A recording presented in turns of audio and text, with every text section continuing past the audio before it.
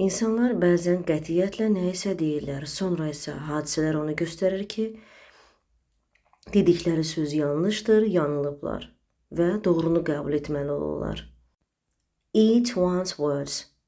Bu ifadənin, bu idiomun mənası dediyin sözü geri götürmək, səhv etdiyini etiraf etmək, fikrini dəyişmək məcburiyyətində qalmaq deməkdir.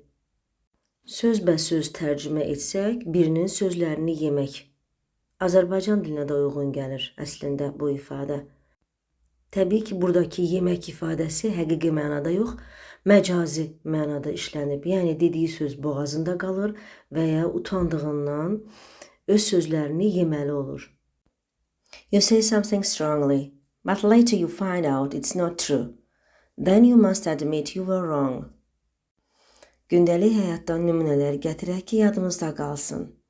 Məsələn, deyək ki, mən dedim ki, o imtahandan kəsiləcək, amma o imtahandan keçdi. Dediyimi geri götürməli oldum. Belə, I said she would fail the exam, but she passed. I had to eat my words. Və ya, never say never. You have to eat your words one day.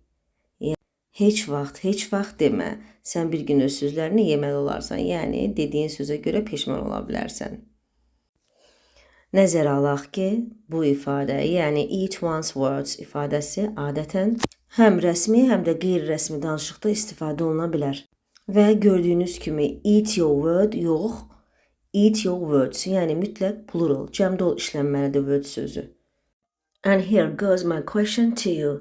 Have you ever said something confidently and later had to eat your words? What happened?